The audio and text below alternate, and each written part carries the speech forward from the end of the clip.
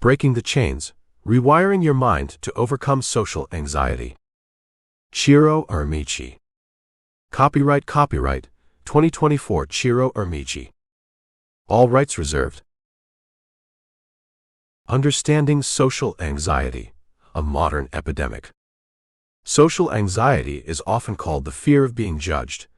But let's be real, it's more like a non-stop, nerve-wracking imaginary talent show where you're the only contestant and everyone else is Simon Cowell. Every social interaction can feel like a test you didn't study for, and suddenly, even ordering coffee can feel like a high-stakes performance.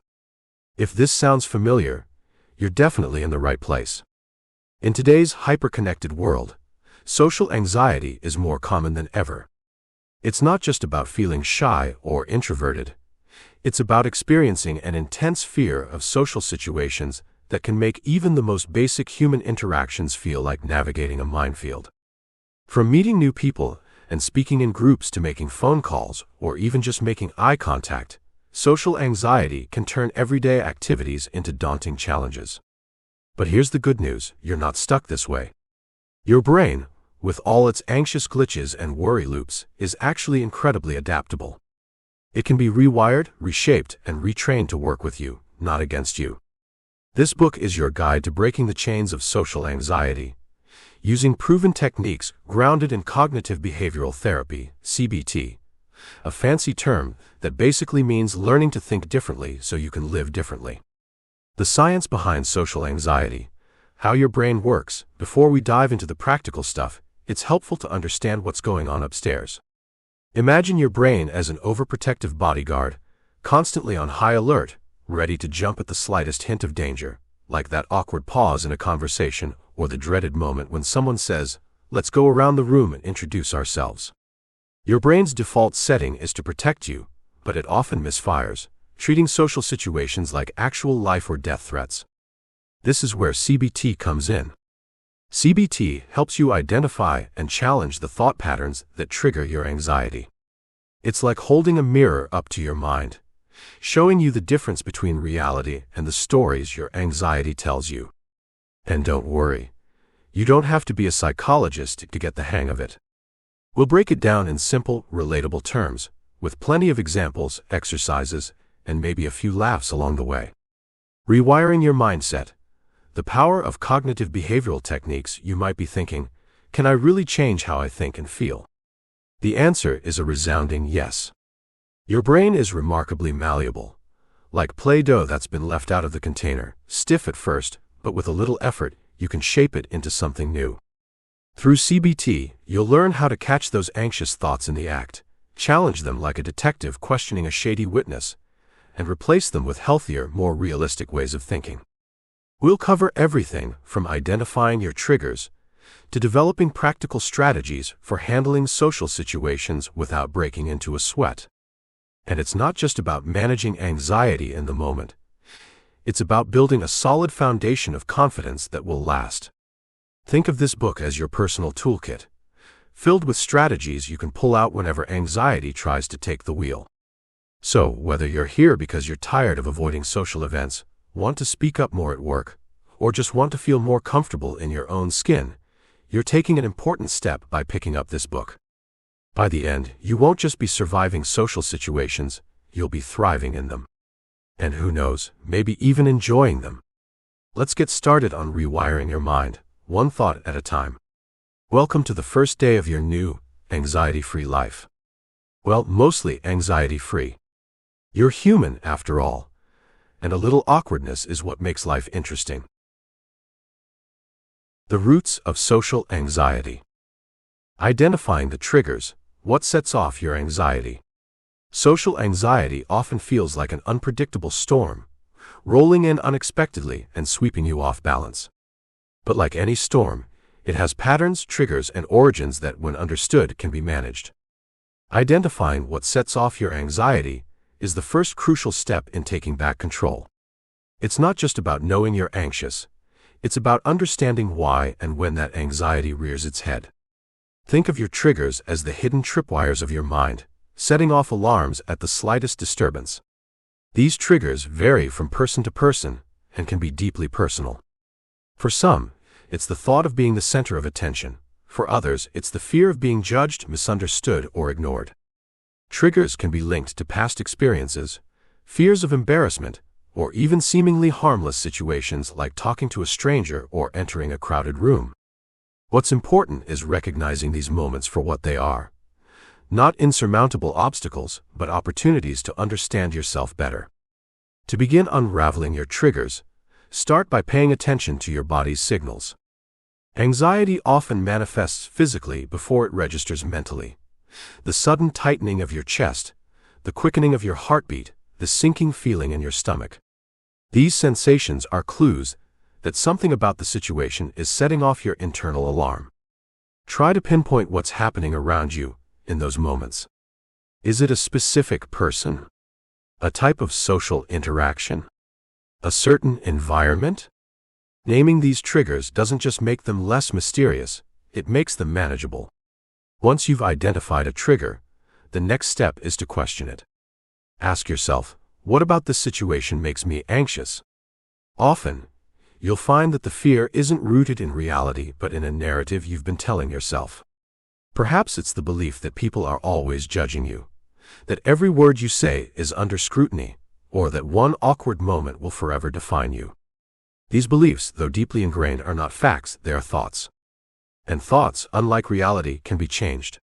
The inner critic, how negative self-talk feeds anxiety. If social anxiety had a best friend, it would be the inner critic, that relentless voice in your head that never seems to have anything nice to say. The inner critic isn't just an occasional nuisance, it's a constant companion that undermines your confidence and amplifies your fears. It tells you that you're not good enough, that everyone is watching and waiting for you to mess up, and that it's safer to stay silent than risk saying something wrong.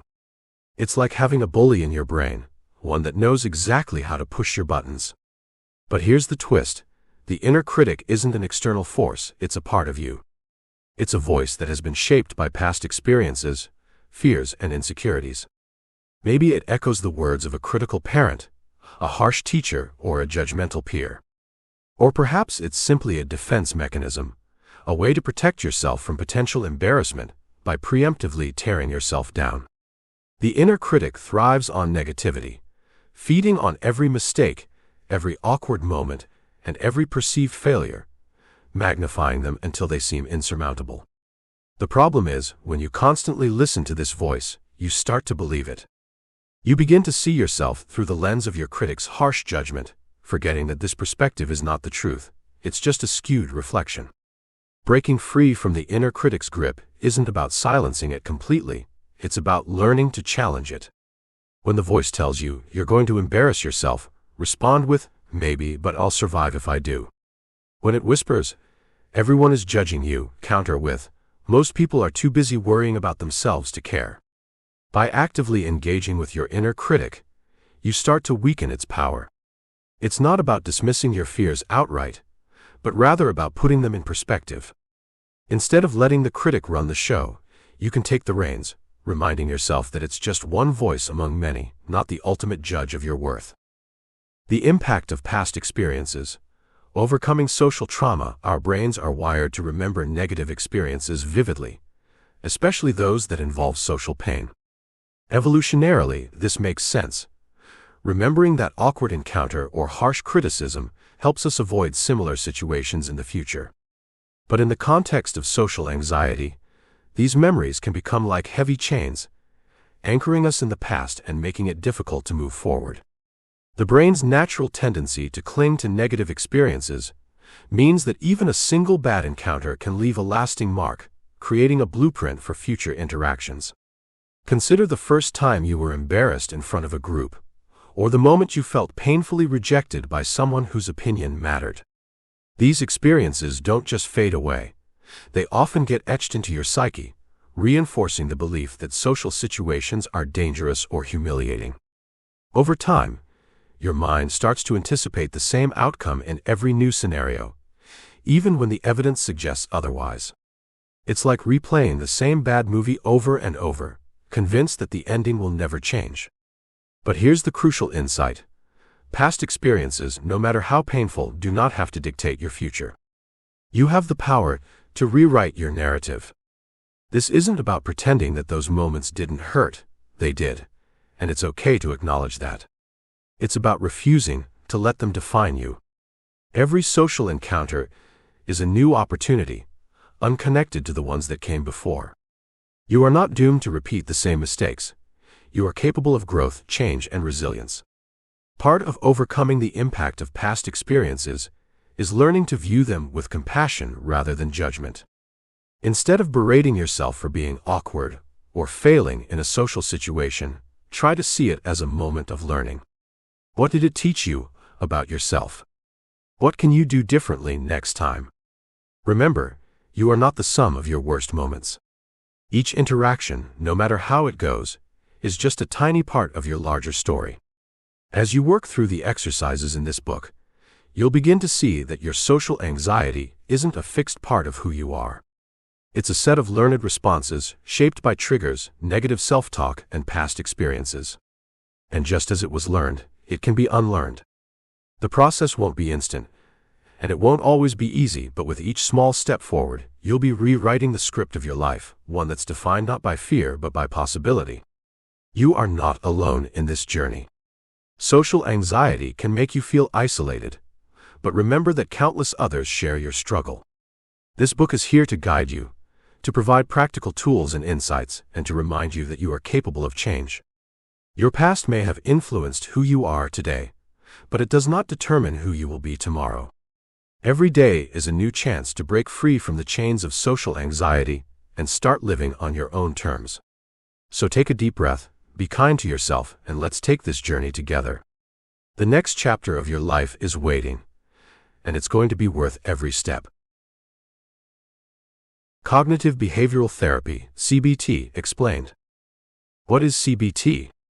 Understanding the basics, cognitive behavioral therapy, often referred to simply as CBT, might sound like a complex psychological term, but at its core, it's a straightforward and incredibly practical approach to managing anxiety, depression, and a host of other emotional challenges.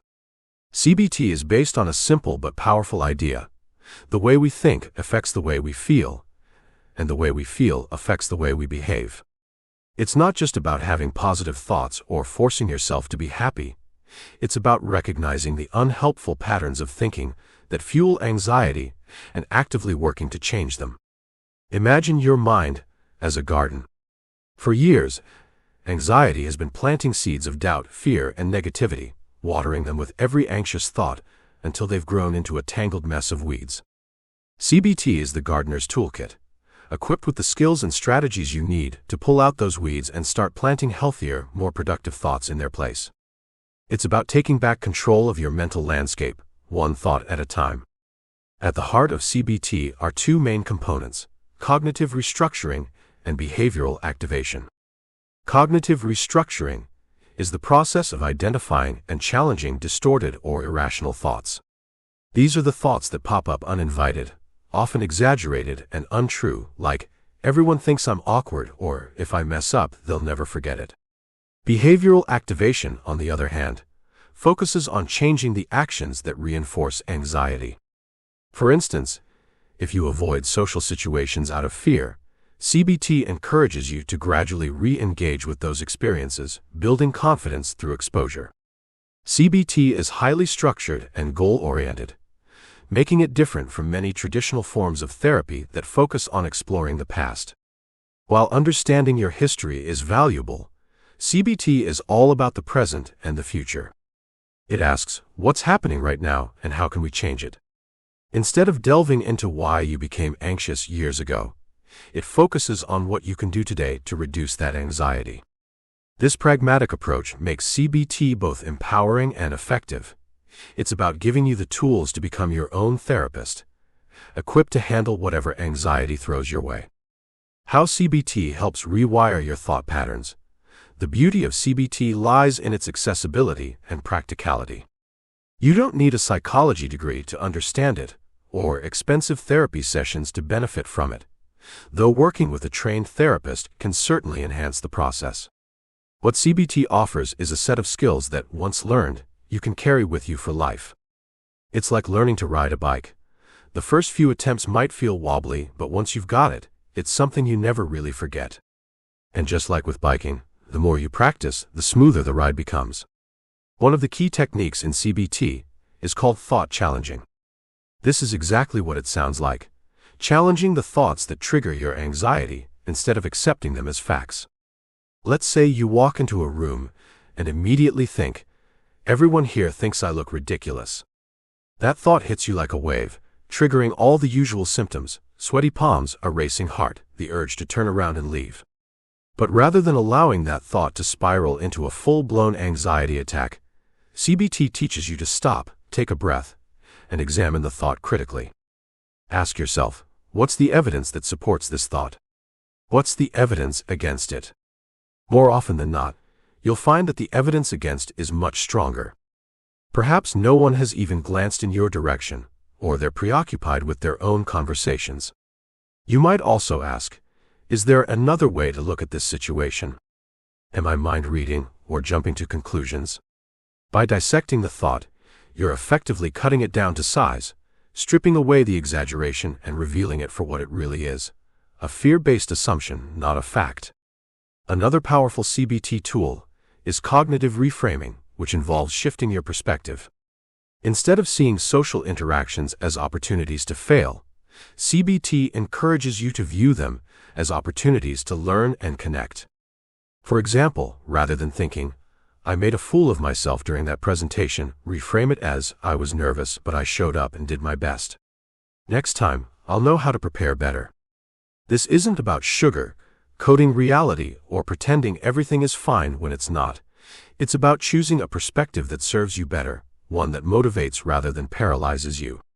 CBT also focuses on behavioral experiments, which are essentially mini social tests designed to help you gather real-world evidence about your fears. If you're terrified of making a mistake in conversation, CBT might encourage you to intentionally slip up in a low-stakes situation, like telling a harmless joke that doesn't land or mispronouncing a word. The goal isn't to embarrass you, but to help you see that the consequences of these small failures are far less catastrophic than your anxiety predicts. Often, you'll find that people are far more forgiving, and that your worst-case scenarios rarely, if ever, come true. Success stories, real-life transformations through CBT. CBT's effectiveness isn't just theory, it's backed by decades of research and countless personal success stories. Imagine a woman who spent years avoiding social gatherings because she feared being judged for her appearance. With CBT, she learned to challenge her self-critical thoughts and gradually reintroduced herself to social settings, starting with small, manageable steps like meeting a friend for coffee.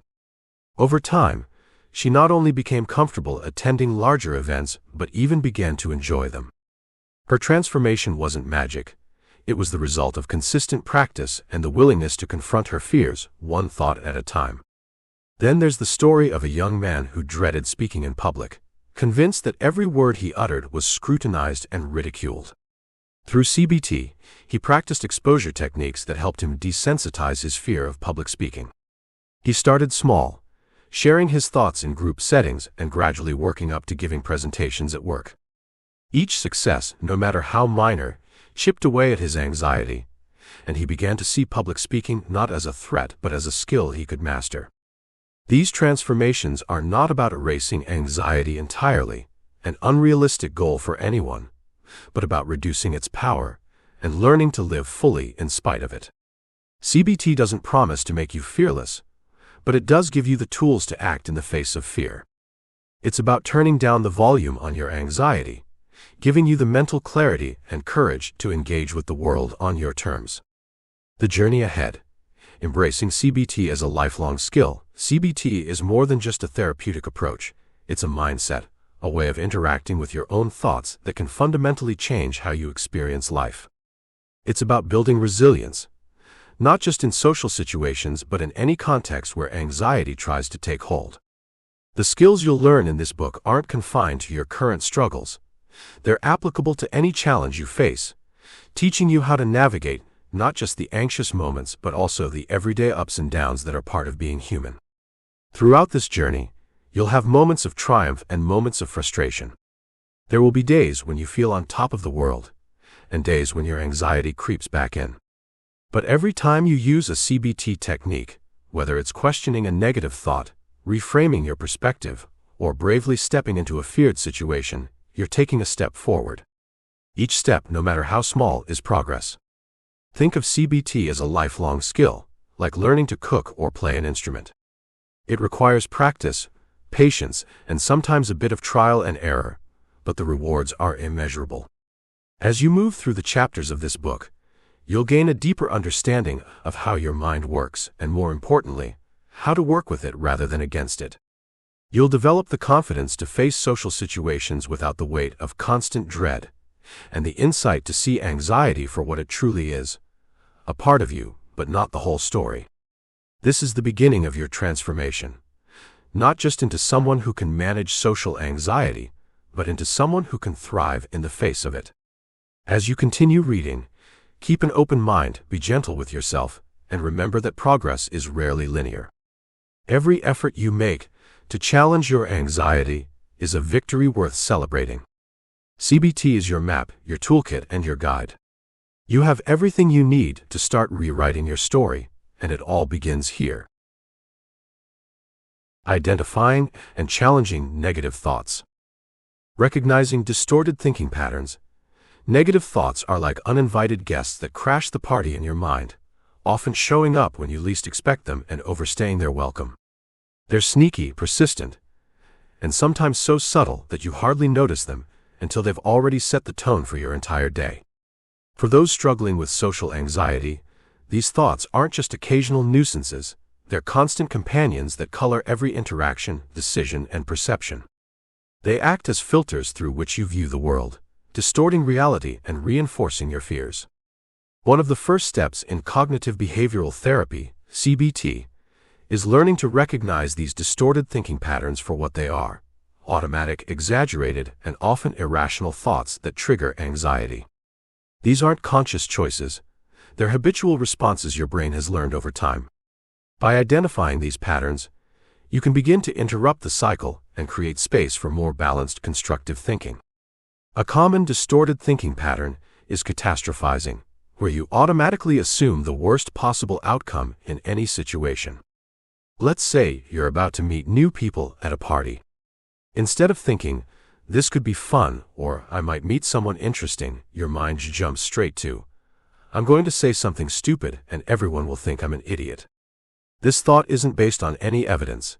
It's a knee-jerk reaction rooted in fear. Yet it's powerful enough to make your heart race, your palms sweat, and your desire to attend the party vanish. Another frequent pattern is mind reading, where you convince yourself you know what others are thinking, usually something negative about you.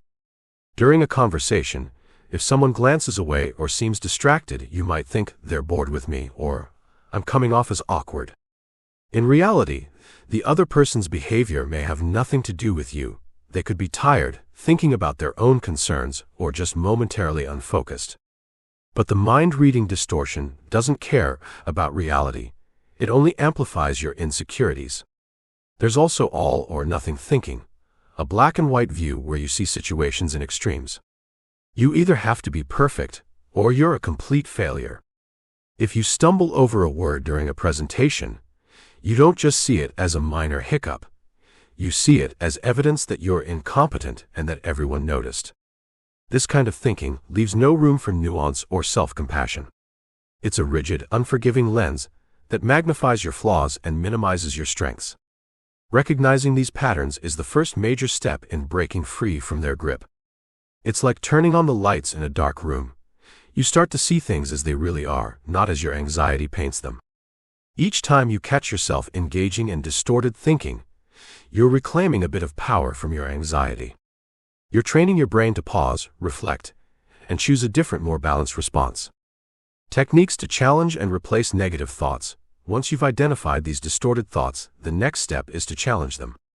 Challenging doesn't mean arguing with yourself or trying to force a positive spin on everything. It's about taking a curious, investigative approach, like a detective examining evidence rather than jumping to conclusions. You don't have to deny that you're feeling anxious. You just need to question the validity of the thoughts fueling that anxiety. Start by asking yourself some critical questions. Is this thought based on facts or assumptions? What evidence do I have that supports this thought? What evidence contradicts it?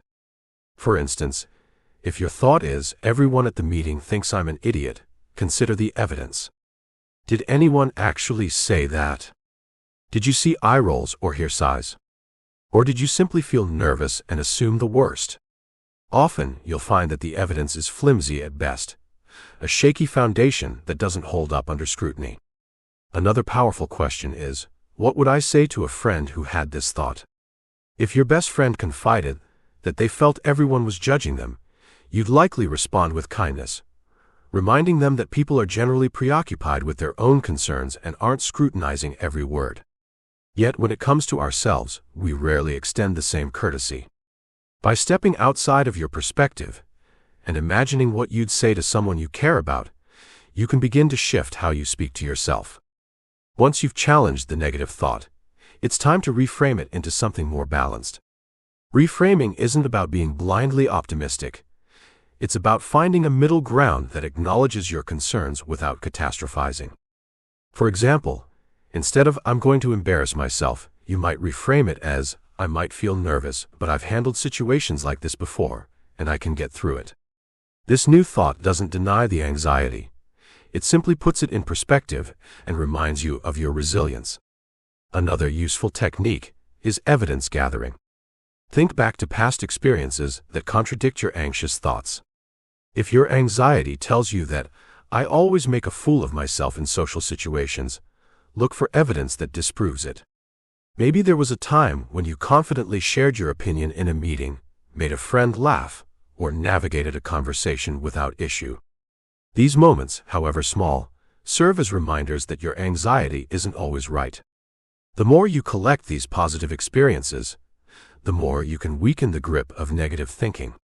It's also helpful to challenge the permanence of negative thoughts. When anxiety strikes, it often feels overwhelming and all-encompassing, like it's here to stay forever.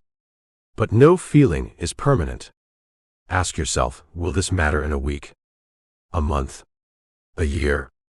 Most of the time, the answer is no. Realizing that your current discomfort is temporary can provide much-needed perspective and help you ride the wave of anxiety rather than be swept away by it. Reframing your inner dialogue, turning criticism into compassion, the way you talk to yourself matters. If your inner dialogue is harsh, critical, and unforgiving, it's no wonder that anxiety thrives. But just as negative self-talk can fuel anxiety, positive and compassionate self-talk can soothe it. This isn't about coddling yourself or avoiding responsibility. It's about treating yourself with the same kindness you'd offer to a loved one. Imagine if you could turn your inner critic into a supportive coach, someone who acknowledges your efforts, sees your strengths, and encourages you to keep going even when things don't go perfectly. Instead of berating yourself for every perceived misstep, you'd learn to say, "That was tough, but I did my best," or "I'm learning, and that's enough." This shift from criticism to compassion doesn't just feel good. It changes the entire emotional landscape of your mind.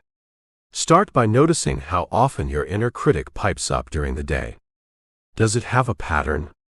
Does it show up when you're around new people, trying something unfamiliar, or reflecting on past mistakes? Awareness is key because once you're aware, you can begin to respond differently.